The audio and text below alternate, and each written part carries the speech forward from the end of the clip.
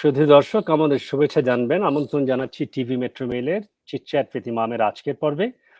আজকে আমরা একটি নির্দিষ্ট বিষয় নিয়ে কথা বলবো। আমরা দেখবার চেষ্টা করব আমাদের তরুণ সমাজ, এই প্রজন্মে যারা এই বহু সাংস্কৃতিক দেশ কানাডায় যারা বেড়ে উঠছেন, যাদের মূল শেকড় বাংলাদেশে, কিন্তু তারা এই মুহূর্তে কানাডায় আছেন, বহু সাংস্কৃতিক পরিবেশে বড় হচ্ছেন, বেড়ে উঠছেন। তারা কেমন আছেন, তাদের জীবনটা আমরা আজকে বুঝবার চেষ্টা করব।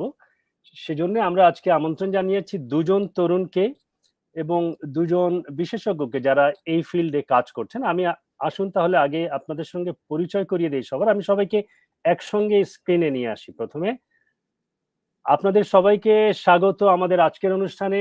আমি প্রথমেই দেখতে পাচ্ছি আজিম অপূর্ব আছেন, মানহা আহমেদ আছেন, আমাদের সঙ্গে সাইকোথেরাপিস্ট বিলকিস নাহার আছেন, আমাদের সঙ্গে ফৌজিয়া নূর আছেন, conflict coach, right? Yes. So আমরা আজকে কনফ্লিক্ট শুনলেই মনে হয় এই যে ইয়াংদেরকে দেখেছি, আবার কনফ্লিক্টের কথা বলছি। হ্যাঁ, আমি শুরুতে এদিকে না যাই। আমি প্রথমেই, যেহেতু আজকের বিষয় হচ্ছে আমাদের তরুণ প্রজন্মকে নিয়ে আমাদের কথাবার্তা, আমি একটু তরুণ প্রজন্মের বিষয়টিকে সামনে নিয়ে আসি যে কানাডার মতো বহু সাংস্কৃতিক দেশে আমাদের তরুণরা কিভাবে বেড়ে উঠছেন। সো আমরা দুই তরুণের কাছে যদি শুনি যে কিভাবে বেড়ে উঠছেন আপনারা, কিভাবে কি হচ্ছে। আমি শুধু একটু বলতে চাই যে এই যে বহু সাংস্কৃতিক মানে মাল্টিকালচারাল এনভায়রনমেন্টে আপনারা যে বেড়ে উঠছেন, আপনারা কোনো চ্যালেঞ্জ ফেস করছেন কিনা, কোনো অসুবিধা হচ্ছে কিনা, এটি একটু জানতে চাই। তারপরে আমরা সবার সঙ্গে কথা বলবো, অন্যান্য অতিথিদের সাথে। শুরু করি মানহা আপনাকে দিয়ে। জি, অবশ্যই। আমি প্রথম তরুণ, আমার নাম মানহা আহমেদ। আমার বয়স 20। আমি ইউনিভার্সিটি অফ ওয়াটারলুর একটা স্টুডেন্ট। বায়োলজি পড়ছি এই মুহূর্তে। বায়োলজি বাংলা ঠিক কি মনে আসছে না এখন। আমরা কানাডায় আসলাম গত প্রায় 9.5 বছর আগে বাবা মার সাথে। 2013-তে আসছি। তো হ্যাঁ, এখানেই। আর কিছু? এবার যদি আমাদের আজিম অপূর্ব নিজের একটু ইন্ট্রোডাকশন দেই, তারপরে আমরা চ্যালেঞ্জ নিয়ে একটু কথা বলি। যে এই মাল্টিকালচার, আমি একটু বলে নেই আরেকবার, মানহা যেহেতু এটা মিস করেছে বোধহয়। এই যে মাল্টিকালচারাল এনভায়রনমেন্টে যেই জায়গায় আমরা এসেছি, আপনারা দুজনেই, আমি যেটুকু জানি যে কিছুটা সময় বাংলাদেশে থেকে লেখাপড়া করে তারপর কানাডায় এসেছেন, তাই তো? সুতরাং একরকমের সংস্কৃতি থেকে একটা উন্মুক্ত জায়গায়, যেখানে বহু দেশের, বহু মানুষের, বহু মূল্যবোধের মানুষ থাকে, সেখানে এসেছেন। সেখানে আসার কারণে কোনো চ্যালেঞ্জ অনুভব করেন কিনা, চাপ অনুভব করেন কিনা? So hello everybody, সবাইকে শুভেচ্ছা। আমি basically I moved here when I was 17 and a half. তো তারপর আমি তো বাংলাদেশে আমার এসএসসি কমপ্লিট করে then I moved here, so I did grade 11 and 12 here. So now I'm 28, so I thought আমার culture shock তেমন একটা হবে না before flying, but I actually felt some cultural differences that were pretty obvious to me from the get-go. But then, yes, assimilation is always a challenge of sorts. But yeah, it was what it was, right? So কিছু তো ছিলই অভিযোজনমূলক প্রক্রিয়া, কিন্তু সেটা উপেক্ষা করেও এগিয়ে গিয়েছি। So, আমরা যদি একটু এবার যদি একটু জানতে চাই যে মানহা বোধহয় একটু মিস করেছে এই যে এই বিষয়টা, মানহার কাছ থেকে শুনি একটু। হ্যাঁ, অবশ্যই, অবশ্যই।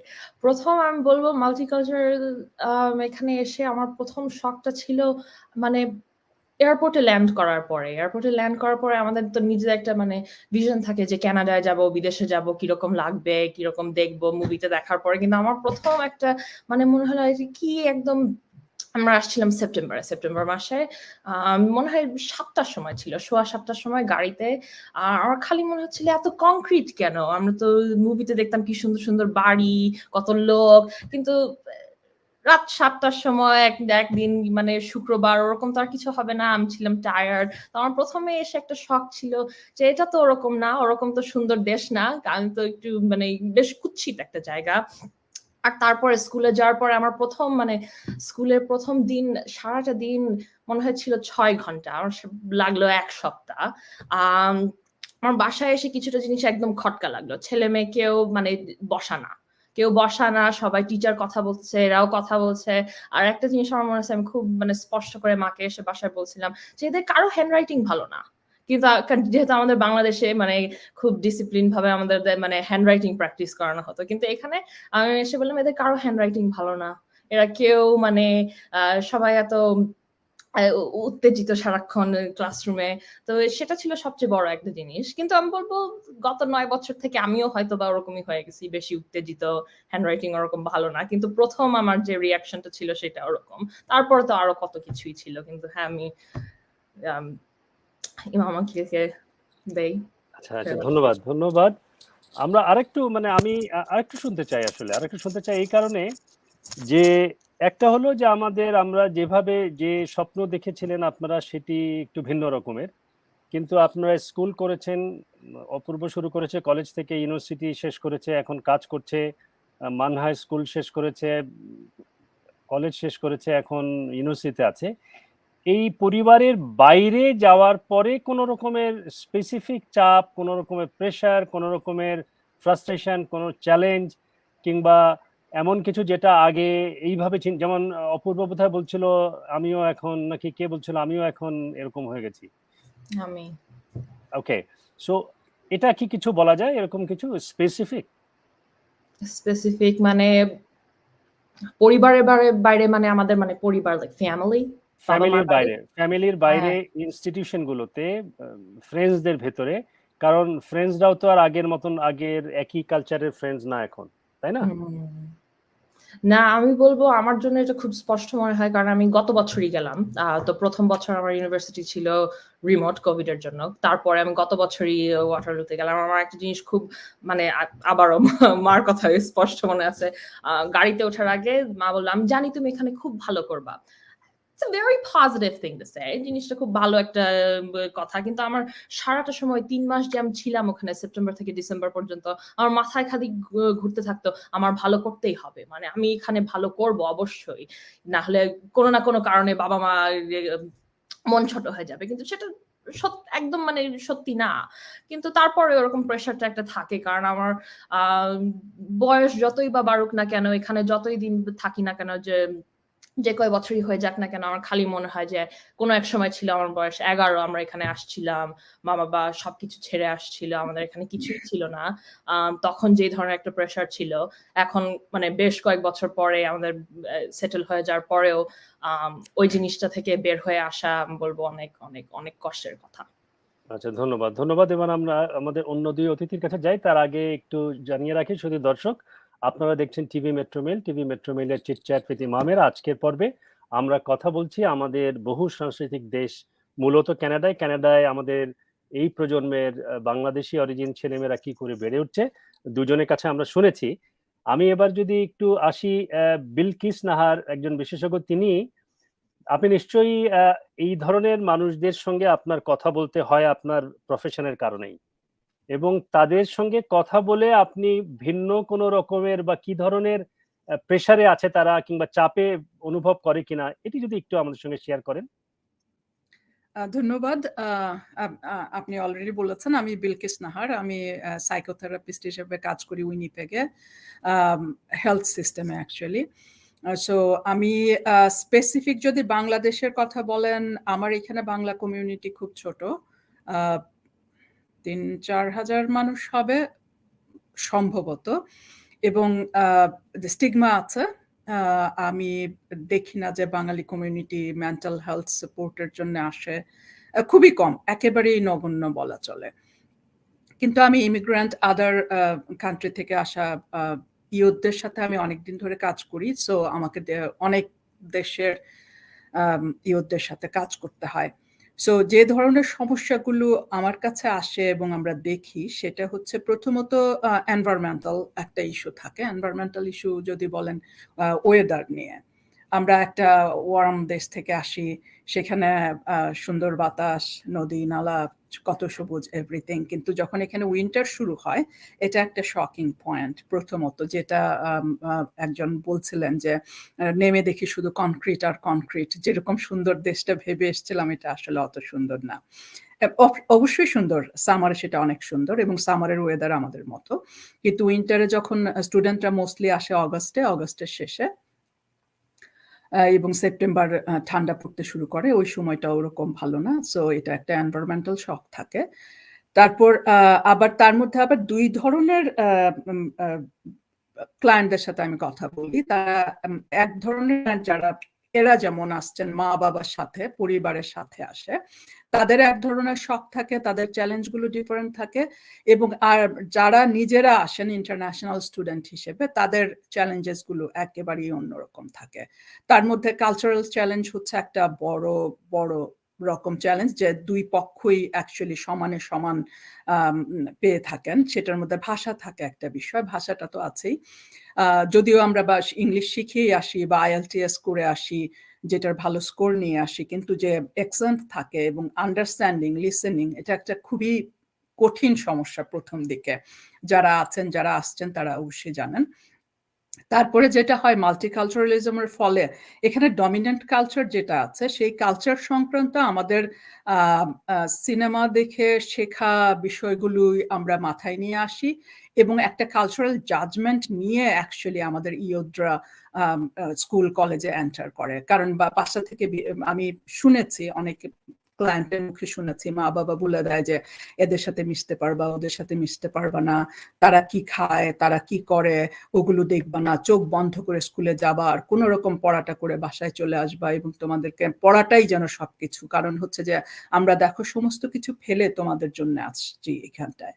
সো এই যে এক্সপেকটেশন দেয়া হয়, এবং এই যে মা বাবার একটা এক্সপেকটেশন থাকে, আমাদের কালচারাল কোর বিলিফ যদি আমরা বলি, এটা খুব ইম্পর্টেন্ট বিষয় যে আমরা রিলিজিয়াসলি, কালচারালি, সামাজিকভাবে যেভাবে বেড়ে উঠেছি, ওরকম একটা দেশে এতদিন থাকার পরে যখন মা বাবা এখানে আসেন, তখন তাদের ওই সংস্কৃতির প্রতি, রিলিজিয়ানের প্রতি তাদের ভালোবাসাটা আরো বাড়ে, আরো কঠিন হয়, কারণ তখন হারিয়ে যাওয়ার ভয়টা কাজ করে। এবং এই যে হারিয়ে যেতে পারে আমার সংস্কৃতি, আমার ধর্মীয় মূল্যবোধ, আমার চেতনা, সামাজিক চেতনা, সো এইগুলোকে আঁকড়ে ধরে থাকার একটা টেন্ডেন্সি হয়। আরেকটা যেটা হয়, যে যারা মা বাবার সাথে আসে, মা বাবার আবার নতুন করে জীবনটা শুরু করতে হয় স্ক্র্যাচ থেকে, জিরো থেকে শুরু করা।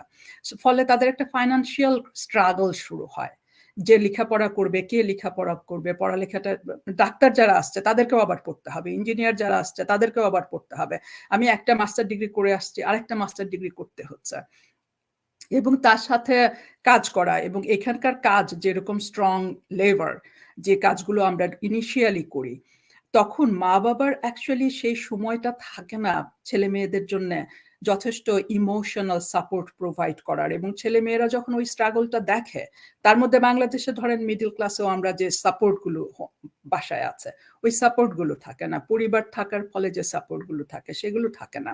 সো শুরু হয় হচ্ছে এনভায়রনমেন্টাল শক দিয়ে, কালচারাল শক, দেন শুরু হয় ইমোশনাল শক। কারণ আমাদের শেয়ার করার মতো জায়গাগুলো নয়, আমরা বন্ধু তৈরি করতে পারি না, বন্ধু তৈরি করতে সময় লাগে, আমরা তাদের ভাষার সাথে মিশতে, তাদের চাওয়া পাওয়াগুলো আমাদের চাওয়া পাওয়াগুলো ম্যাচ করে না। সো এটা হয় ইমোশনাল শক, এবং তারপর ফাইন্যান্সিয়াল শকে যখন মা বাবা থাকেন তখন ওই ফাইন্যান্সিয়াল শকটাও অ্যাকচুয়ালি চিলড্রেনদেরকে এফেক্ট করতে শুরু করে। আর যারা ইন্টারন্যাশনাল স্টুডেন্ট হিসেবে আসেন তারা আরো শকে থাকেন, কারণ তারা যদিও একটু ম্যাচিওর পর্যায়ে আসেন 19-18 ইয়ার্স অর আফটার 20, কিন্তু তারা কিন্তু এসে চট করে জীবনটা গুছিয়ে ফেলতে পারে না। তাদের সামনে আরো বড় চ্যালেঞ্জ থাকে, কারণ বাবা মা হয়তো তাদের জীবনের অর্ধেক সম্পদ ব্যয় করে তাদেরকে পাঠিয়েছেন। সো এই যে এক্সপেকটেশন, এবং এক্সপেকটেশনের সাথে যে কালচারাল এক্সপেকটেশন, সামাজিক এক্সপেকটেশন, আমাদের বিহেভিয়ারাল এক্সপেকটেশন, যেটা এই ডমিনেন্ট কালচারের সাথে ম্যাচ করে না, এবং বাবা মার আঁকড়ে থাকা এবং ছেলে মেয়েদের আন্ডারস্ট্যান্ড না করা, এবং বাবা মা কখনো জিজ্ঞেস করেন না যে how do you feel, what do you want to do, what your friends doing, তোমার বন্ধুরা পার্টি করে, তুমি কি পার্টিতে যেতে চাও, প্রশ্নই আসে না। সো এই যে প্রেশার এবং এই যে কালচার আঁকড়ে থাকার প্রেশার, এই যে ওপেন না করতে পারা বা অ্যাডজাস্ট না করতে পারার কষ্ট, এটা পুরোটাই একটা চ্যালেঞ্জ। এবং এটা যদি আর্লি এইজে হয়, আপনি ইটস এ অ্যাডভার্সিটি। ধন্যবাদ। ধন্যবাদ। যে আমি এবার ফাউজিয়া আপনার কাছে আসবার আগে, যেহেতু আমাদের এই প্রজন্মের দুজন আছেন, মানহা এবং অপূর্ব, এই যে আমাদের বিশেষজ্ঞ বিলকিস নাহার অনেকগুলো চ্যালেঞ্জের কথা বললেন, যেটা টিপিক্যালি অনেকেই যারা অভিবাসন প্রক্রিয়ার মধ্য দিয়ে আসে, মানে মাইগ্রেট করে যারা আসে, সেই ফ্যামিলিগুলো ফেস করে। আপনারা কি এর সঙ্গে কিছু যুক্ত বা একমত বা দ্বিমত কিছু পোষণ করেন কিনা? মানহাকে দিয়ে শুরু করি। আপনি বেশ কয়েকটা গুরুত্বপূর্ণ কথা বললেন, আমি বলবো অধিকাংশটাই একদম সঠিক। যদিও আমি একটু একটা ভাগ্যবান পরিস্থিতিতে আছি, আমি বলতে পারবো না ঠিক যে আমার বাবা মা ওরকম স্ট্রিক্ট বা ওরকম বিভিন্ন অনেক ইমিগ্রেন্ট ছেলে মেয়েদের বাবা মা বেশ স্ট্রিক্ট থাকে। আপনি যেটা বললেন যে কালচারটা আঁকড়ে থাকার একটা নির্দেশ থাকে, আমি বলবো বরঞ্চ আমার বাবা মার এখানে আসার কারণটা যে সম্পূর্ণভাবে আমি আর আমার ভাই তা না, তাদের নিজেদেরও স্বার্থপর কারণ ছিল বেশ। আমাদের এখানে এই সমাজ, এই বাংলাদেশে থাকতে যে আমাদের সমাজ, যে আমাদের সংস্কৃতি, ওখানেও তাদের সাথে মানে তাদেরও বেশ দ্বিমত ছিল। এখানে এসেও আমাদের বেশ আলোচনায় যে পরিবার ফেলে আসছি, যেটা তাদের সবকিছু যে আমরা পছন্দ করি তাও ঠিক না। বলছি না যে সব অপছন্দ করি, কিন্তু সেটাও একটা কারণ। কিন্তু একটা জিনিস আমি একদম মানে এগ্রি করব, সেটা হচ্ছে গিয়ে যে এখানে আসার পরে আমি একটা জিনিস খুব বড় ফেস করলাম ইউনিভার্সিটিতে যাওয়ার পরে, সেটা হচ্ছে গিয়ে ইন্টারন্যাশনাল স্টুডেন্ট যারা আসে, আর আমি তো এখানে মিডল স্কুল হাই স্কুল শেষ করে তারপরে ইউনিভার্সিটি গেলাম। একটা জিনিস আমি খুব খেয়াল করি যে যদিও আমাদের ইন্টারেস্ট একই রকম, আমরা কাপড় চোপড় একই রকম পরি, ভাষাও একই রকম বলি, তখন একটা জিনিস খুব মানে ভিন্ন, সেটা হচ্ছে গিয়ে যে বাংলাদেশ থেকে এসে এখানকার কালচার কিরকম হবে সেটার একটা ইমপ্রেশন যেটা থাকে, আর তার তুলনায় এখানে থাকার পরে এখানকার কালচার কিরকম সেটার ইমপ্রেশন একরকম হয়। তো আমি একটা জিনিস খুব ভোগ করছি যেটা ইউনিভার্সিটিতে যাওয়ার পরে, যে অনেক ইন্টারন্যাশনাল স্টুডেন্ট যারা বাংলাদেশ থেকে আসছেন, ওনাদের সাথে মেলামেশা করার পরেও আমার কিছু একটা মানে অনুভূতি হয় যে আমি না ঘরকা না ঘাটকা, কয়েক সময় এখানকারও ঠিক না, আবার বাংলাদেশিও ঠিক না। কিন্তু একটা জিনিস আমি বলবো যে আপনি যেটা বললেন, ফাইন্যান্সিয়াল একটা প্রেশার থাকে বাবা মার, মানে আমরা যে দেখি এটা আমাদের বাবা মার একটা স্ক্র্যাচ থেকে শুরু করতে হয়, সেটা অবশ্যই এখন বাবা মা সেটা প্রেশার আমাদের উপর দেয় কি না দেয় তার মানে তো এই না যে এটা আমরা দেখি না, ছেলে মেয়ে হিসাবে আমরা দেখি, আর সেটা এই জিনিসটা সবসময় থেকে যায়। যদিও বাবা মার কাছ থেকে আমি সবসময় শুনি যে না তোমার you don't know us anything, এটা প্রতি সপ্তাহে শুনি, কিন্তু তাও আমাদের একটা ফিলিং হয়, একটা এমপ্যাথি, একটা ফিলিং হয় যে না আমাদের জন্য এত কিছু করা হলো। এই প্রেশারটা জীবনে নাও যেতে পারে, সেটা ঠিকই, আর এর কারণে মনে হয় যাবে না, কিন্তু এটা একটা বড় জিনিস। কিন্তু আমি একটা জিনিস বলবো, এই বাবা মা ছাড়া, পরিবার ছাড়া আমি বাংলাদেশে থাকতে আমার নিজের অনেক একটা মেন্টালিটি ছিল। ওখান থেকে আসার পরে আমি একটা জিনিস এখন মানে চিন্তা করে দেখলে খেয়াল করতে পারি যে আমি নিজে খুব কনজারভেটিভ ছিলাম। আমার নিজের যে একটা ধারণা ছিল আমি কি ধরনের একজন মানুষ, কি জিনিস করলে একদম ঠিক মতো করতে হয়, ওইসব জিনিস থেকে আমার নিজেকে ওইখান থেকে তুলে আনতে বেশ কয়েক বছর লাগছে।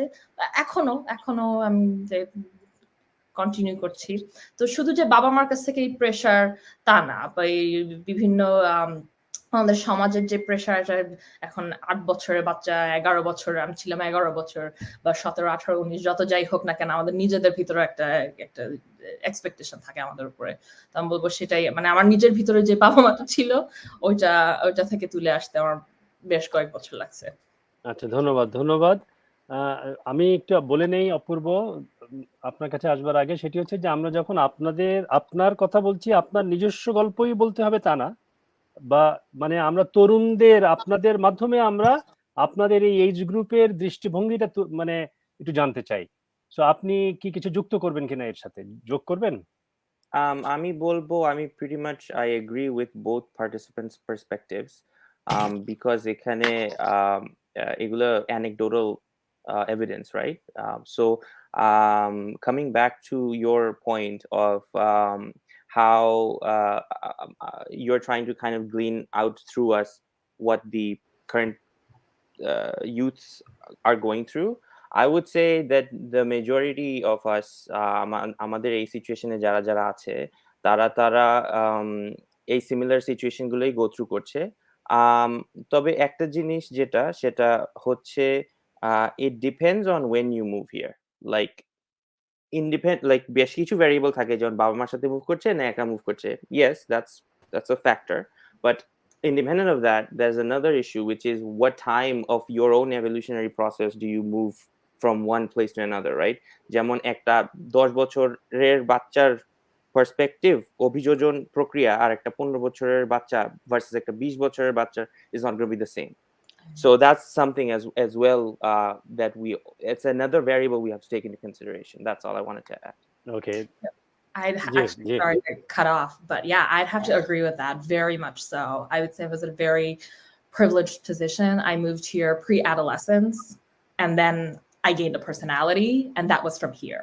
Okay. That wasn't from Bangladesh, but Okay. yeah, absolutely. Okay, thank you very much.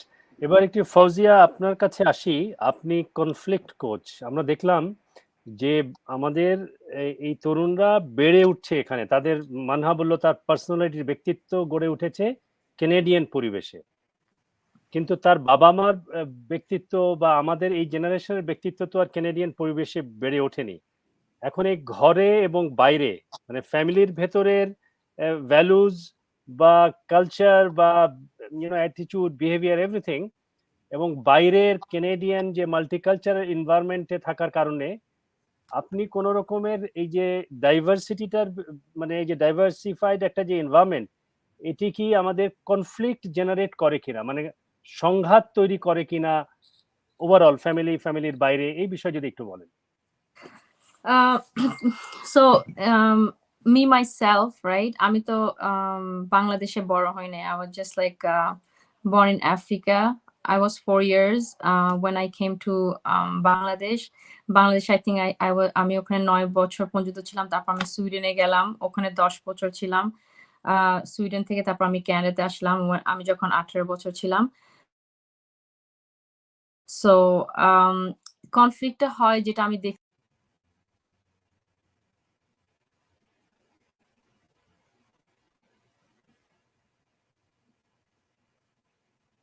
আপনাকে আমরা শুনতে পাচ্ছি না।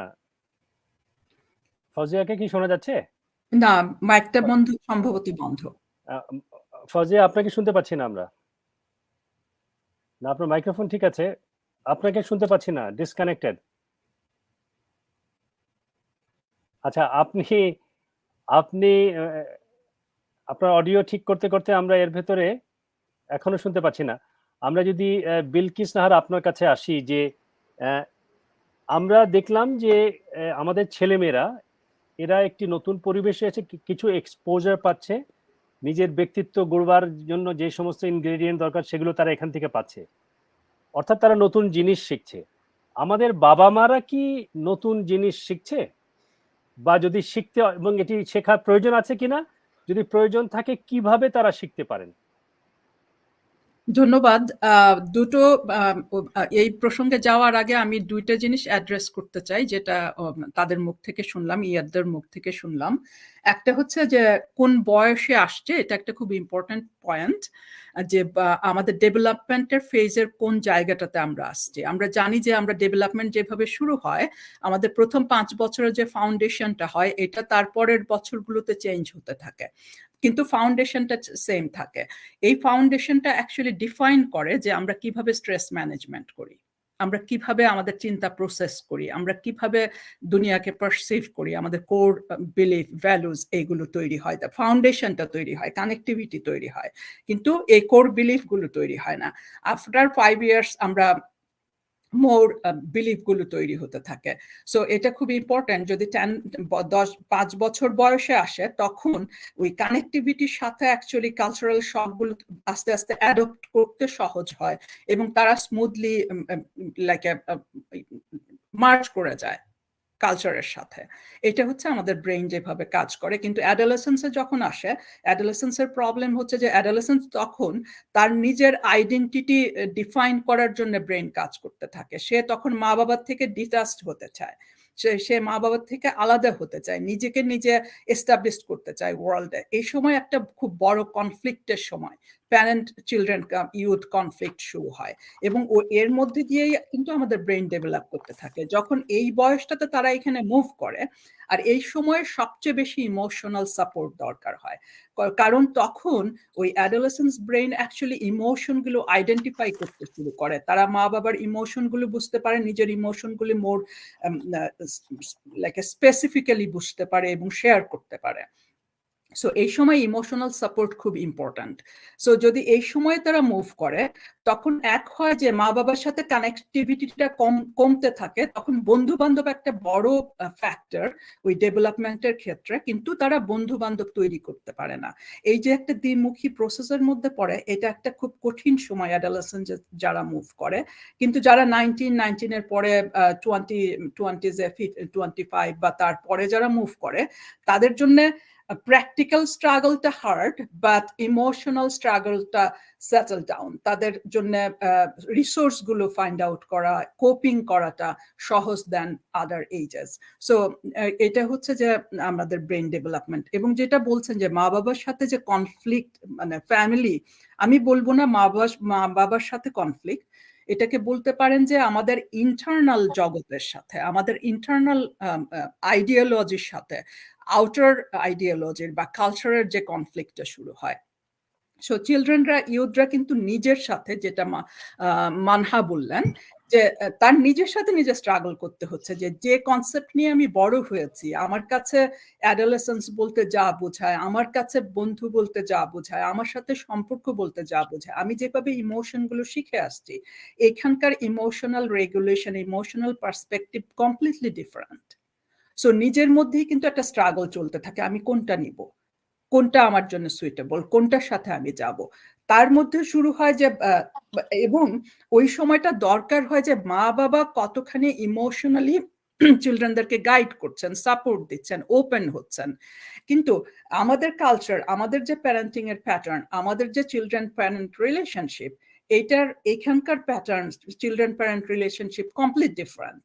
সো চিলড্রেন, আমাদের তরুণরা বা ইউথরা যখন স্কুলে যাচ্ছে, তারা এক ধরনের তারা শুনছে, দেখছে, বা টিচাররা যেভাবে প্যারেন্টিংটাকে ডিসক্রাইব করছেন, তারা যখন বাসায় আসে, তখন প্যারেন্টিংটা কমপ্লিট ডিফারেন্ট। আপনি যদি থিওরিটিক্যালি যদি আমি বলি যে আমাদের প্যারেন্টিং হচ্ছে ভীষণ রকম authoritarian parenting, authoritative or authoritarian, right? যেখানে দুই পক্ষই, এখানে হচ্ছে দুই পক্ষর পার্টিসিপেশন থাকে, চিলড্রেনদের ফ্রিডম থাকে বলার যে তারা কি মনে করে, তারা কিভাবে করতে চায়, তারা কি চিন্তা করে, এবং মা বাবা কনসিডারেশনে নিয়ে, টিচাররা কনসিডারেশন নিয়ে সেটার সঙ্গে অ্যাডাপ্ট করেন।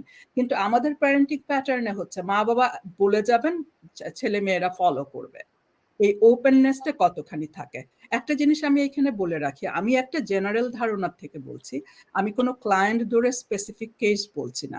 যদি এটা আপনার সঙ্গে ডিফারেন্ট হয়, আমরা প্রত্যেকে ডিফারেন্ট এবং আমাদের প্রসেস ডিফারেন্ট, আমরা সলভ করি ডিফারেন্ট ভাবে, সমস্যাগুলি দেখি ডিফারেন্ট ভাবে। এটা একটা জেনারেল ধারণা আমি দিচ্ছি। সো এই যে অথরিটেটিভ হবে না অথরিটেরিয়ান হবে প্যারেন্টিংটা, এটা একটা কনফ্লিক্ট শুরু হয়। যেহেতু স্কুলে আমরা এক জিনিস শিখে আসছি কিন্তু বাসায় এসে অন্য জিনিস দেখছি।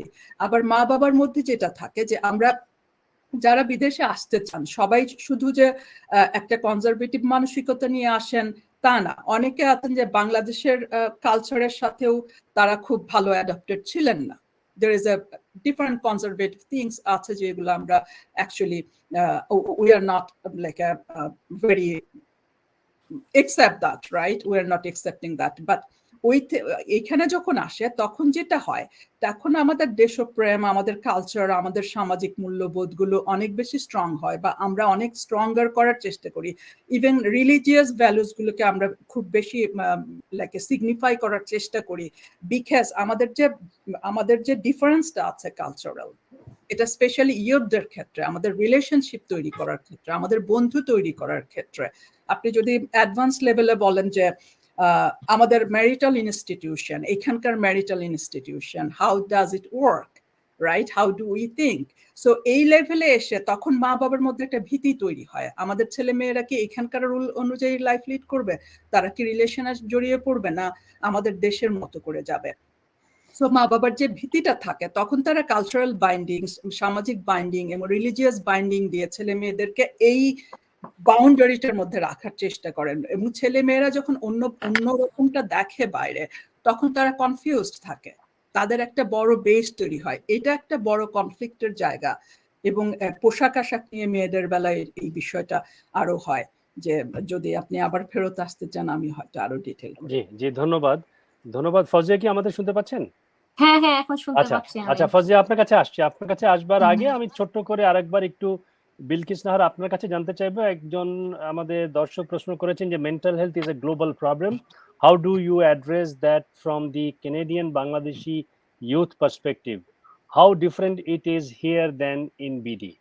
মানে বাংলাদেশেও তো আমাদের ইউথদের মেন্টাল হেলথ ইস্যু থাকতে পারে বা আছে, এবং এদেশেও আছে, সো কিভাবে এটি ডিফারেন্ট, এবং এই পার্সপেক্টিভে যদি আপনি খুব ছোট করে কিছু বলেন।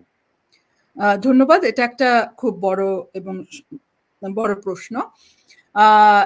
বাংলাদেশে মেন্টাল হেলথ ইস্যু যেগুলো থাকে, আমি যে ইস্যুগুলো বললাম, যে adversity in childhood, trauma in childhood, এবং ডেভেলপমেন্টের প্রসেসের প্রবলেম থাকতে পারে, আমাদের সোশ্যাল ট্রিটমেন্টের প্রবলেম থাকতে পারে, এবং আমাদের ফ্যামিলির কনফ্লিক্ট বা ফ্যামিলি কেওয়াজের কারণে যেসব মেন্টাল হেলথ ইস্যুস গুলো হয়, এগুলো বাংলাদেশেও যা হয় এখানেও তা হয়। জাস্ট কিন্তু এখানে যেমন স্ক্রিনিং আছে, এখানে মেন্টাল হেলথ সিস্টেম খুব স্ট্রং, এখানে ছেলে মেয়েদেরকে স্কুলগুলোতে গাইডেন্স কাউন্সিলর আছে, এবং সব জায়গায় একটা সিস্টেমের মধ্যে আছে যে মেন্টাল হেলথ ইস্যুগুলো নিয়ে কানাডাতে কথা বলা হয়, মেন্টাল হেলথ ইস্যু নিয়ে অনেক অ্যাওয়ারনেস আছে, পাবলিসিটি আছে, প্রত্যেকটা ক্লিনিকে, প্রত্যেকটা হসপিটালে মেন্টাল হেলথ ডিভিশন আছে, এবং ইয়ুথদেরকে স্পেশালি এনকারেজ করা হয় সেখানে যাওয়ার জন্য। স্টিগমা এখানেও আছে, বাংলাদেশেও আছে। যদি পার্সেন্ট অনুযায়ী হিসেব করেন তাহলে বাংলাদেশে যে মেন্টাল হেলথ ইস্যুটাকে কতখানি প্রাধান্য দেয়া হয় এটা এখনো চিন্তা করার বিষয়। কারণ আমি এর আগে একটা পরিসংখ্যান দেখেছিলাম, আমাদের 0.0005% পিপলও মেন্টাল হেলথ সাপোর্টের আওতায় না, এবং মেন্টাল হেলথ যে একটা হেলথ ইস্যু, এবং এটা নিয়ে যে কথা বলতে হবে এবং প্রফেশনাল কাছে যেতে হবে, যেখানে আমাদের ফিজিক্যাল হেলথই এখনো সিকিউর না, সেফ না, we don't have enough budget or enough arrangement for that. So mental health নিয়ে ওইভাবে কাজ হচ্ছে, অল্প পরিসরে হচ্ছে, কিন্তু ইস্যুগুলো কিছু স্টিগমাও আছে, স্টিগমাও অ্যাটাচড আছে এই মেন্টাল হেলথ বিষয় নিয়ে, অনেক কিছু নিয়ে। অফকোর্স স্টিগমা আছে, অনেক বেশি স্টিগমা আছে, এখানেও আছে, কিন্তু বাংলাদেশে অনেক বেশি। জি, ধন্যবাদ আপনাকে। আমরা একটা ছোট্ট 30 সেকেন্ডের বিজ্ঞাপন বিরতি নিচ্ছি। বিজ্ঞাপন বিরতির পর আমরা ফিরে আসবো, কথা বলবো ফাউজিয়া নূর আপনার সঙ্গে। শুধু দর্শক আমাদের সঙ্গেই থাকবেন, ছোট্ট একটি বিজ্ঞাপন বিরতির পর আবার ফিরে আসবো।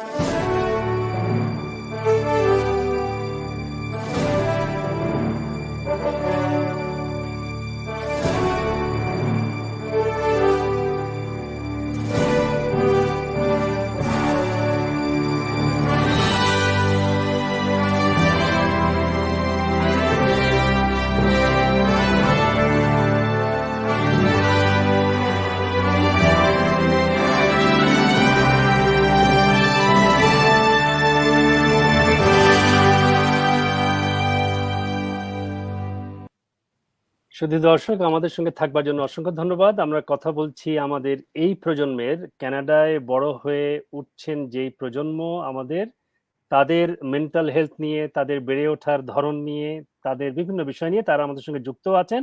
আমরা কথা বলছিলাম কনফ্লিক্ট নিয়ে, অনেক কথা বলেছেন বিলকিস নাহার।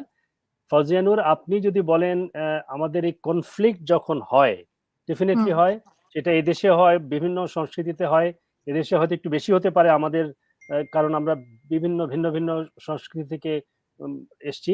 এই কারণে সেটি আপনি মিটিগেট করবার জন্য বা সেই কনফ্লিক্টটাকে রিজলভ করবার জন্য কি পরামর্শ দেন, বা বাবা মার ভূমিকা কি, মানে ইয়ুথদের ভূমিকা কি? তার আগে আমি ছোট্ট করে দুজনের কাছে, অপূর্ব এবং মানহার কাছে জানতে চাই যে আমি যদি জিজ্ঞেস করি, আমি নাম বলতে বলছি না, যে আপনাদের প্রধান যদি 5 জন বন্ধু, আমি যদি ধরে নেই এই এত বছরে 7-8 বছর, 10 বছর, 15 বছর এই কানাডার জীবনে, আপনি যদি এই মুহূর্তে 5 জন বন্ধুর কথা মনে করেন, সেই বন্ধুদের মানে ন্যাশনালিটি যদি বলেন, বা তারা কি ভিন্ন সংস্কৃতির কিনা, বা নাকি, বুঝতে পেরেছেন আমি কি জিজ্ঞেস করছি? হ্যাঁ, আমি অপূর্বকে দিয়ে শুরু করি। অপূর্ব, আপনার I would say top 5 of my friends. Well, I have. I mean, it's a mixture. Honestly, it's a mixture of like all parts of the world. Like I can like Asian, Jamaican, Italian, but Bangladeshi সবই আছে। Okay. But হ্যাঁ, 5 জনের মধ্যে মনে করেন আমার সবচেয়ে close যারা, আমার অবভিয়াসলি কালচারাল সিমিলারিটির উপর ডিপেন্ড করে আপনার মানসিক and emotional connection and bond বৃদ্ধি হওয়ার চান্সেস বাড়ে, রাইট? Right. সো যেমন একটা ডিফারেন্ট মানে 5 জনের ভেতরে কজন বাংলাদেশি অরিজিন বা বাংলাদেশি এইভাবে সংস্কৃতি? গুনতে তো পারবো না আঙ্কেল, মানে আমি একটা অনুমান করবার চেষ্টা করছি। মানে I would say like top 2 John Bangladeshi, 3 John non Bangladeshi. This is fine. So what Yeah. about Manha? একজন বাংলাদেশি, কিন্তু আমি একটা জিনিস বলবো, একজন যে বাংলাদেশি সে মানে শুধু নামেই বাংলাদেশি। খারাপ ভাবে না মোটেও না।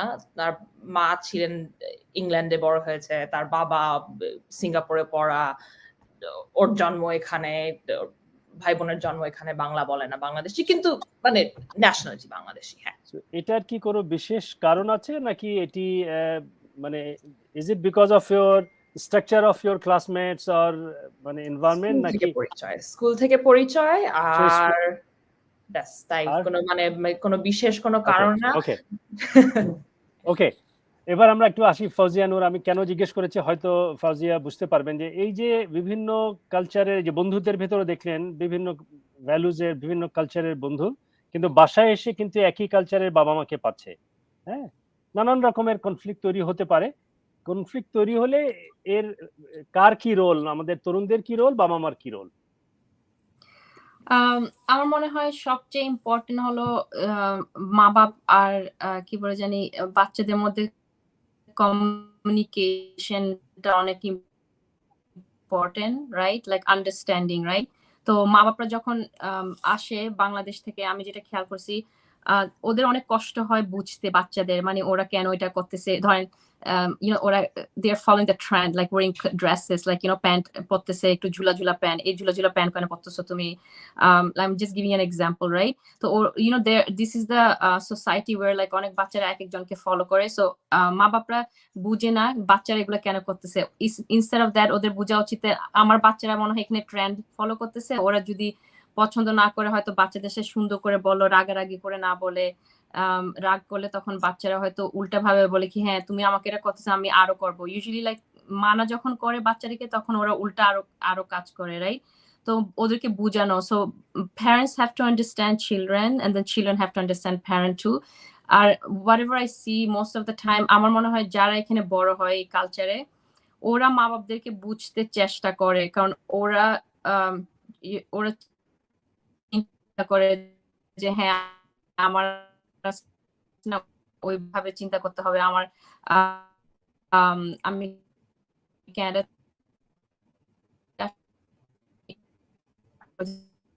আমার বড় এরকম চিন্তা আমরা ফজলি করছে ওর মন আমাকে। আমি যখন কোনো মা বাপ যদি আমাকে বলে আমার ছেলে মেয়ে আমাকে বুঝে না, তখন আমি বলি আপনি কি আপনার ছেলে মেয়েদের সাথে কথা বলেন সুন্দর করে, মানে বসে, মানে একটা ফ্রেন্ডের মতো, নট জাস্ট রাগারাগি করে। কারণ রাগারাগি করে তখন কারো কিছু শুনতে ইচ্ছা করবে না, রাইট?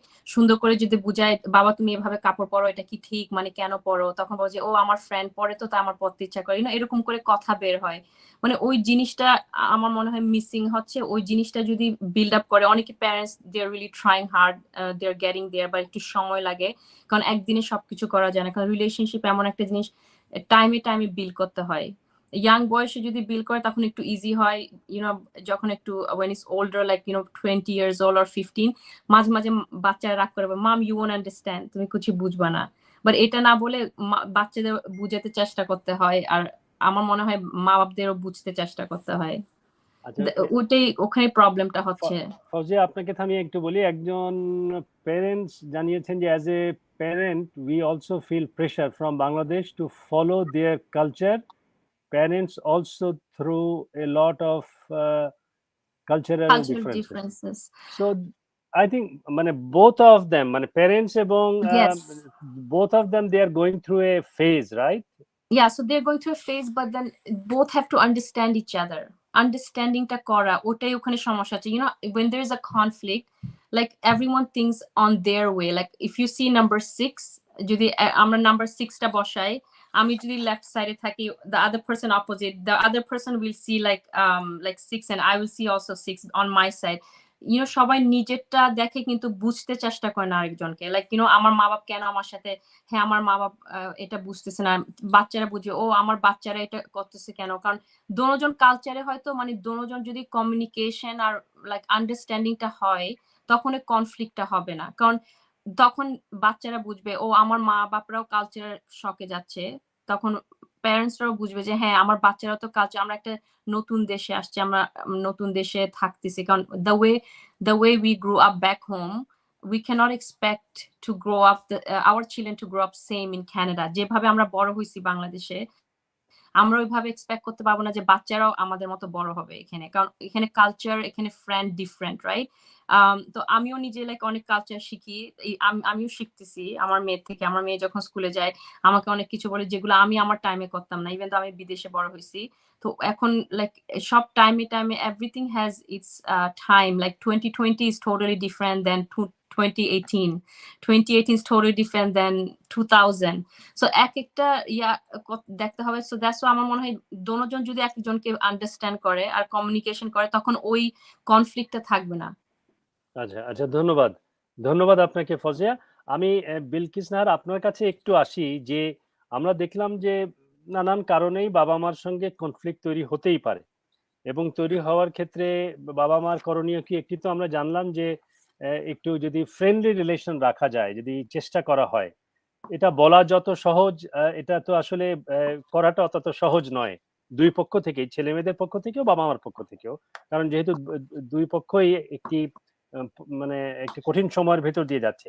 আমি এবার জানতে চাইবো যে এই যে চ্যালেঞ্জগুলো যে আমরা দেখি এখন, আমার ছেলে বা আমার মেয়ে অথবা আমার বাবা, যদি তরুণদের পার্সপেক্টিভ হয়, আবার মা আমার বাবা ভালো নেই, they are going through a phase, যারা একটা চ্যালেঞ্জ ফেস করছে, এটি বুঝবার কোনো মানে ইন্ডিকেটর আছে কিনা, যে আমি এইটা দেখলে বুঝবো যে আমার ছেলেটা বা আমার মেয়েটা বোধহয় ভালো নেই। অথবা ছেলে মেয়েদের পার্সপেক্টিভে আমি যদি বাবা মাকে এইরকম দেখি যে এই করছে, তাহলে বুঝতে হবে যে সারাক্ষণ বাসায় আছে, আমি জাস্ট এক্সাম্পল দিলাম, তাহলে ভালো নেই। এরকম কোনো ইন্ডিকেটর আছে যাতে করে আমরা বুঝতে পারি যে কেউ ভালো নেই?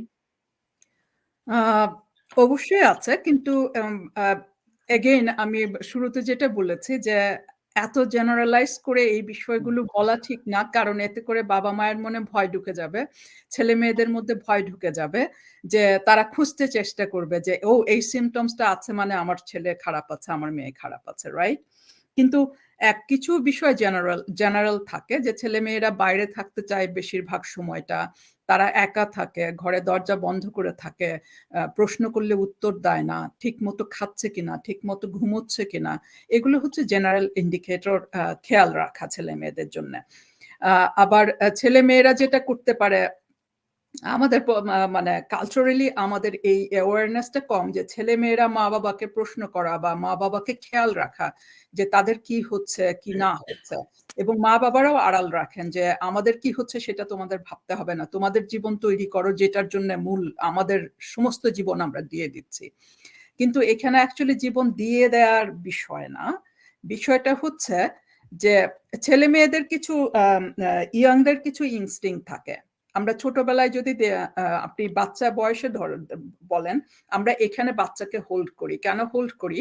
বাচ্চা যেন আমার ফেসটা দেখতে পারে, কারণ আমাদের ফেসের যে এক্সপ্রেশন গুলো হয় প্রথম সার্ভাইভাল হিসেবে ছেলেমেয়েরা কিন্তু বাবা মায়ের মুখের ওই এক্সপ্রেশন গুলো মুখস্থ করে এবং এক্সপ্রেশন গুলো দেখে জানে যে মা হাসছে না কাঁদছে, মা হ্যাপি না নট হ্যাপি। সো এই প্রসেসটা কিন্তু চলতেই থাকে, ইউর এইজ পর্যন্ত এটা কিন্তু চলতেই থাকে। সো ছেলে মেয়েরা আপনার মুখের প্রতিটা ভাঁজ জানে।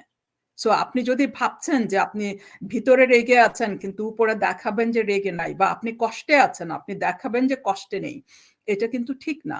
ছেলেমেয়েরা ঠিক আপনার মুখের ভাঁজগুলো দেখে বুঝে যায় যে সামথিং ইজ রং। সো এই ক্ষেত্রে তারা কনফিউজড হয়, তারা কষ্ট পায়, তারা ডিস্ট্যান্ট হয় যদি আপনি না বলেন যে আপনি কেমন আছেন। আপনার ফাইন্যান্সিয়াল ক্রাইসিস আছে, কালচারাল ক্রাইসিস আছে, এগুলো যদি আপনি ওপেন আপ করেন তাহলে চ্যানেলটা ওপেন হয়, তখন তারাও কথাটা বলতে পারবে। যে ফওজিয়া বলেছেন যে communication is very important part. যে কোনো কনফ্লিক্ট রেজলিউশনের জন্য, যে কোনো সমস্যা সমাধানের জন্য প্রথম এবং প্রধান স্টেপ হচ্ছে better communication. Better communication is not just talking, better communication is listening, asking how are you, be curious, watching, observing the sign and symptoms of face expression, body language. So আমি যদি একটু যুক্ত করি যে we are saying that we need effective communication, better communication, but we often don't talk about that we need to learn how to be a good communicator, বা কিভাবে communicate করতে হবে। এটা তো একটা শেখার প্রক্রিয়া, তাই না? বাবা মা শিখতেও হবে। এটা একটা শেখার প্রক্রিয়া, এবং সেটা আপনি কিভাবে শিখবেন? এখন আপনি তো আপনার নলেজ নিয়ে আসছেন, আপনার কালচারাল সামাজিক সমস্ত নলেজ সাথে করে আসছেন এইখানটায়।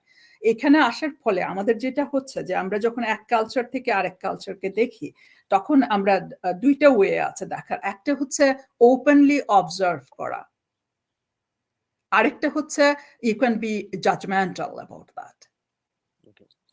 ওকে, জি যে সরি আপনাকে আমি থামিয়ে নিলাম। আমরা অনেক থিওরিটিক্যালি অনেক রকমের কথা বলছি। এবার আমি একটু আবার ফৌজিয়া আপনার কাছে আসবার আগে মানহা এবং অপূর্বর কাছে আসতে চাই যে সে ফর এক্সাম্পল আমি যদি জানতে চাই কমিউনিটির, আমাদের বাংলাদেশি অরিজিন ক্যানাডিয়ান কমিউনিটির ভিতরে যে সমস্ত জিনিস আমরা দেখতে পাই যেগুলো ইউ ডোন্ট লাইক ইট, অথবা you think that those are prejudice, আমার মানে কুসংস্কার এবং বায়াস যেখানে আছে, বায়াস মানে হচ্ছে পক্ষপাত আছে, মানে these are not acceptable.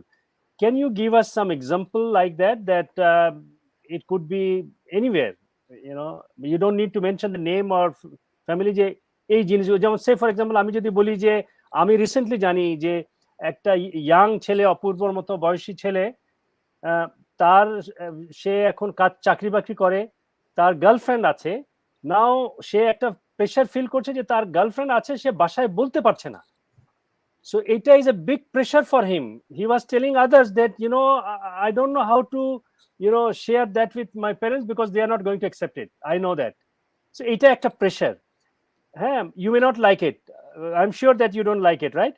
So এরকমের কিছু ঘটনা যদি আমরা জানতে পারি বা কেসেস যেগুলো আপনাদের মনে হয় ভালো না, মান্না এবং অপূর্ব যে কেউ বলতে পারেন। I would say that apni by the way, this is a very good question. Like I was just thinking about this the other day. I had some experiences randomly in the Bangla Odhushito elaka.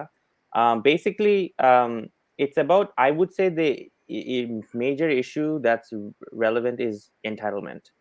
Like the perspective, je ami right, beyond the shadow of a doubt, nobody else can be right, amar perspective is right, and that's it, end of story.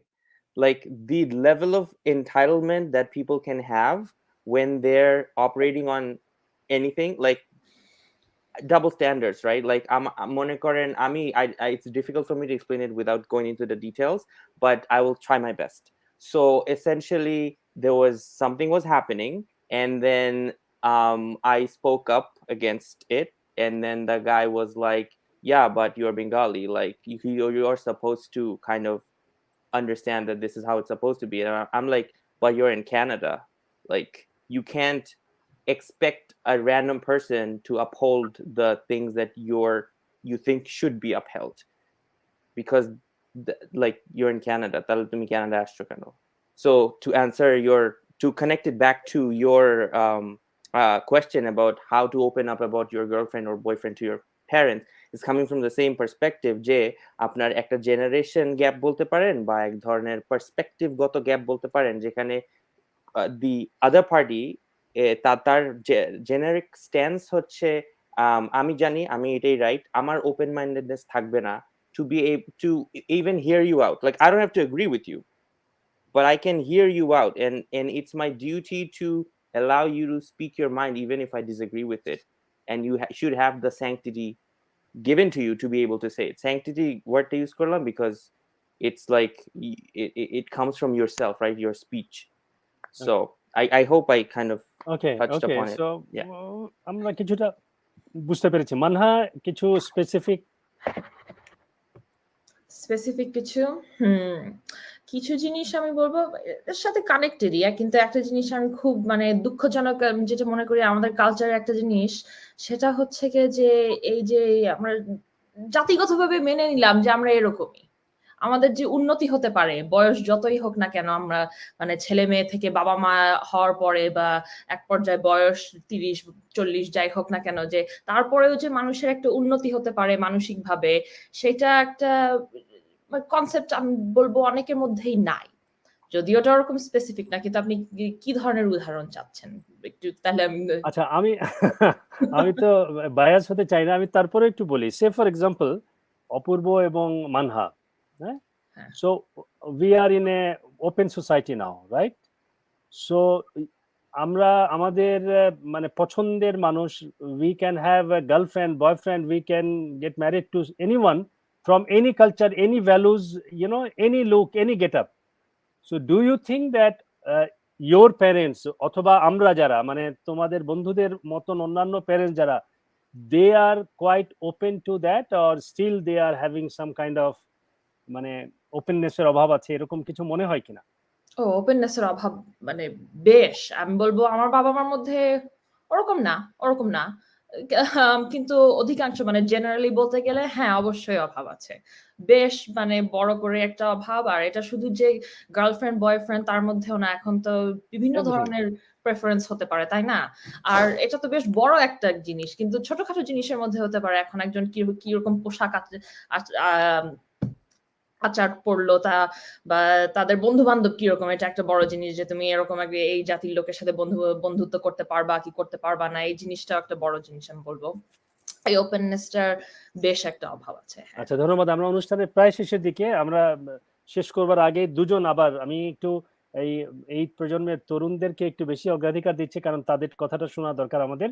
অপূর্ব এবং মানহাকে আমি বলতে চাই যে তোমাদেরকে যদি বলা হয় খুব সংক্ষেপে, তোমাদের বাবা মাকে, তোমাদের বন্ধু বান্ধব, তোমাদের জেনারেশনের বাবা মাকে যদি কোনো পরামর্শ দিতে বলা হয় তোমাদের, মানে Bangladeshi origin parents, it's not that so what would you like to advise them?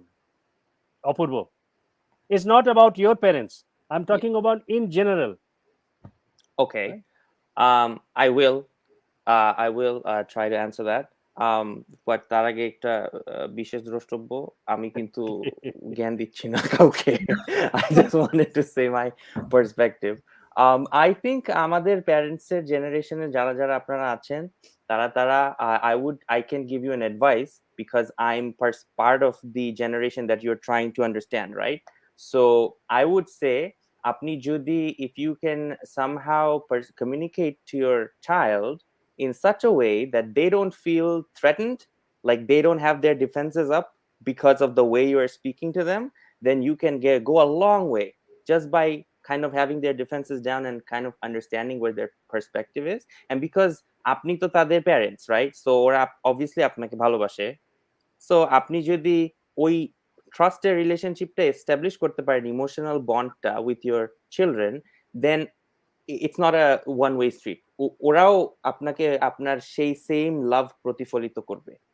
So তখন আপনি মানে it's not about right or wrong or what has to be accomplished, but you will get somewhere. আপনি এখানে আছেন, তারপর আপনার কনভারসেশনের মাধ্যমে আপনি একটু আগায় যাবেন। Okay That's it. Okay so free flow of কনভারসেশনের একটা জায়গা তৈরি করাটাই ভেরি সৃষ্টি করা, important. correct. That's what. Okay, so Manha কি অ্যাডভাইস দিবেন? আমি বলতে চাই অপূর্ব তুমি অত্যন্ত ভদ্র, কিন্তু আমি একটু জ্ঞানী দিই। Okay. না, তা অবশ্য না।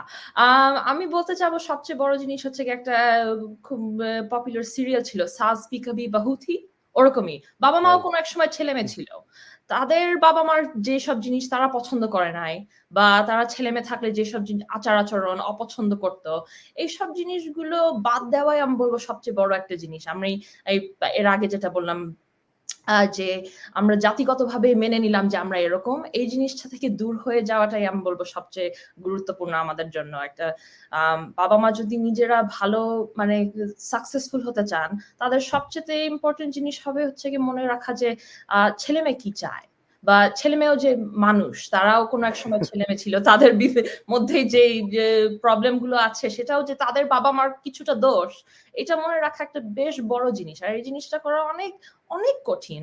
Breaking the cycle, this is not easy. কিন্তু ওকে, ধন্যবাদ ধন্যবাদ। ফাজিয়া, আপনার কাছে আসবার আগে শুধু একটু বলে নেই, আমরা প্রায়শই শুনি যখন বাবা মারা যখন তরুণদের নিয়ে কথা বলেন, কিডস আর লাইক দ্যাট, হ্যাঁ, আবার বাচ্চাদের কাছে শুনি their parents are like that. এই যে জেনারেলাইজ করা হয় এটা, হ্যাঁ।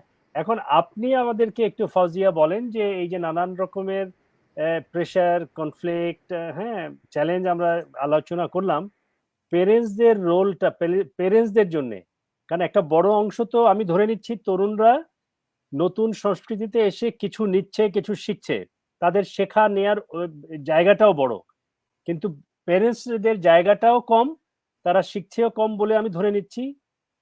আপনি তাদের জন্য কোনো পরামর্শ দিবেন কিনা? আপনি আনমিউট করে নেবেন নিজেকে। Okay, so the promotion would be like, engage with them. ওদের সাথে ধরুন ইউনিভার্সিটি ফেয়ার হলে ওদের সাথে গেল, স্কুল যখন আমার মেয়ের স্কুল কাউন্সিলর মিটিং হয়, I try to attend the meeting, স্কুলে কি হচ্ছে, ওদের স্কুলের সিস্টেমটা কিরকম, like try to engage more and try to know the culture and go out. Like আমরা ধরেন ঘরে কাজ করি, বাচ্চা টেক কেয়ার করি, আমরা জবও করি, সেম টাইমে just like try to know the culture, so to try to understand where your children are coming from. কারণ বাচ্চারা তো বাইরে যে শিখতেছে, কারণ স্কুল থেকে শিখতেছে, বাট আমরা বলি আমরা মা বাবা আমরা আর কি শিখবো, that's not true. Like there's so many program you can attend. Like মাঝে মাঝে ভাই আপনি অনেক ভালো ভালো প্রোগ্রাম করেন, ওখানে তো মানুষ অনেক অ্যাটেন্ড করতে পারবে, অনেক ওয়ার্কশপ আছে, like and like go to the school counselor, go to university, বাচ্চাদেরকে নিয়ে মাঝে মাঝে বল চলো তোমার ইউনিভার্সিটি একটু ঘুরতে যাই, আমরা দেখি তোমাদের কোনো যদি ফেয়ার থাকে, আমরা ওখানে ওদেরকে কোয়েশ্চেন জিজ্ঞেস করলাম, মানে engage with the children same time, and then so you also learn and you also gain knowledge. ওইভাবে আপনি কালচারটা বুঝতে একটু ইজি হবে। আর বাচ্চাদের সাথে কমিউনিকেশন যেটা বলছি, মিস বিলকিস উনি যে বললো যে লিসেনিং, আমরা আসলে মিস করি, লিসনিংটা মিস করি আমরা। we talk, we explain, communication is we listen to respond, but we don't listen to understand, right? We should listen to understand. Both the parents have to listen to understand, both the children have to listen to understand, but also the tone of voice you use when you talk. আমি বলতে পারি রেগে, তুমি কেন এরকম করলা, তখন তো রেসপন্স থাকবে তুমি বুঝো না কিছু মা, এরকম করে ঝগড়া হয়। But if you say, you know what, I really want to talk to you, like I just want to know something is wrong, is everything okay, why did you come and sit beside me, do you want to watch a movie, like আমরা একটা movie দেখি, চলো, তুমি কি বাইরে কোথাও রেস্টুরেন্টে যেতে চাও, মানে একটা সময় দেখতে হয়। হ্যাঁ, ওর like when you look at someone, okay, ওর এখন মুডটা ভালো, ঠিক দেখি আমরা একটা অ্যারেঞ্জমেন্ট করি, কোথাও বাইরে যাই, বাবা হয়তো কথা বলতে পারতেছে না ছেলের সাথে, মাকে বললো তুমি একটা কথা বলে দেখো, অর মেবি লাইক মা বাবাকে বললো যে তুমি অনেক মনে হয় ক্লোজ তোমার মেয়ের সাথে, তুমি কথা বলে দেখো, তুমি দেখো কোনো সমস্যা আছে কিনা। So we have to listen to understand, but not listen to respond. Also, we have to talk in a very nice way. So the way, like I think Apurbo বলেছে যে এইভাবে কথা বলবো যেন রেসপন্ডটা তখন ইজিলি দিতে পারবে বাচ্চারা। এন্ড আমরা মাঝে মাঝে দ্য আদার মিস্টেক দ্যাট আমরা করি, ও আমার কাছে কেন এসে কথাটা বললো না, বাট ওর তো এসে আমাকে কথাটা বলা উচিত ছিল। বাট অ্যাজ আ প্যারেন্টস আমি ফিল ছোটবেলা থেকে যদি এটা বিল না হয়, এটা আমাদের কাজ বাচ্চাদেরকে জিজ্ঞেস করা, like you know how is everything going, how is your school going, তোমার স্কুল, তোমার আমার মেয়ের সাথে কথা বলি ঘুমার আগে, তোমার স্কুল আজকে স্কুল কেমন গেল, তো আমার গল্প করতেছে, আমার ফ্যান এটা করছে ওটা করছে, তখন আমি জিজ্ঞেস করি, you know I am engaging and trying to listening what is going through in her life. So ওটা কিন্তু অনেক important. Okay okay Fauzia, thank you very much. আমি শেষ কথা শুনবো বিলকিস নাহার আপনার কাছ থেকে, কিন্তু তার আগে আমি আমার ব্যক্তিগত, আমরা অভিভাবক হিসেবে, বাবা মা হিসেবে নানান সময় নানান রকমের ব্যর্থতার মুখোমুখি হই, আমরা প্রপার কাজটা করি না, কারণ আমাদের যে লার্নিং প্রয়োজন সেটি আমাদের হয় না। আমি আমার ব্যক্তিগত অভিজ্ঞতা দিয়ে আমি তারপরে চলে যাই। আমি এক সময় আমার ছেলে, আমার he is a grown up young man, আমি তাকে I was shouting at him in fact. So all on a sudden he was telling me that তুমি জানো না, আমি shout করছিলাম because he was shouting, that's what I started shouting at him. তখন আমাকে বলল তুমি জানো না যে এই সময়, that time he was going through his teenage issues, যে এই সময় আমাদের ভেতর হরমোনাল চেঞ্জ হয়, our mood is, so I was so, you know, that was the most important, you know, lesson for, because আমি কিন্তু এই অ্যাডোলেসেন্ট নিয়ে, এই ইয়াংদের নিয়ে অনেক কাজ করেছি, কিন্তু আমি নিজেও প্যারেন্ট হিসেবে কিন্তু আমরা অনেক সময় ভুলে যাই। সো আমাদের ওরা কোন সময় পার করছে, কোন মুডে যাচ্ছে, এটাও আমাদের বোঝা প্রয়োজন বলে মনে হয়। শেষ কথা শুনতে চাই বিলকিস নাহার আপনার কাছ থেকে, যে আপনার শেষ কোনো কথা আছে কিনা আমাদের বাবা মাদের জন্য, আমাদের ইয়াং জেনারেশনের জন্য। ধন্যবাদ। আমি আবার বলবো যে ইমোশনালি কানেক্ট করতে পারা হচ্ছে সবচেয়ে ইম্পর্টেন্ট পার্ট। আপনি শেয়ার করেন এবং কেয়ার করেন, sharing is caring, communication establish করেন, এবং সবচেয়ে magical thing that we have, love, unconditional love, and whatever you are doing for your children, they are entitled for you and you are obligated. So যা করছেন করতে থাকেন, এবং তারপরেও ভালোবাসেন, আন্ডারস্ট্যান্ড করেন, listen, and then ask that how are they doing, ask that how is their day. It would be the best way to communicate with your children and love them. অসংখ্য ধন্যবাদ, অসংখ্য ধন্যবাদ অপূর্ব, মানহা এবং বিলকিস নাহার এবং ফৌজিয়া নূর, আপনাদের অসংখ্য ধন্যবাদ আমাদের সঙ্গে যুক্ত হয়ে আপনাদের পার্সপেক্টিভ, আপনাদের এক্সপার্ট নলেজ আমাদের সঙ্গে শেয়ার করবার জন্য।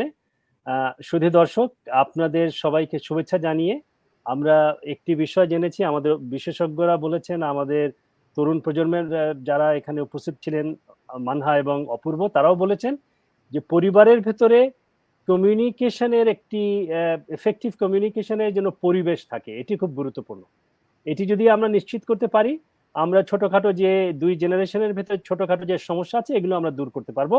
সবাইকে শুভেচ্ছা জানিয়ে আজকের অনুষ্ঠান শেষ করব। ভালো থাকবেন, আগামী অনুষ্ঠানে আমরা অন্য কোনো বিষয় নিয়ে কথা বলবো। সে পর্যন্ত সবাই ভালো থাকুন, সুস্থ থাকুন। আপনাদের সবাইকে ধন্যবাদ। Thank you.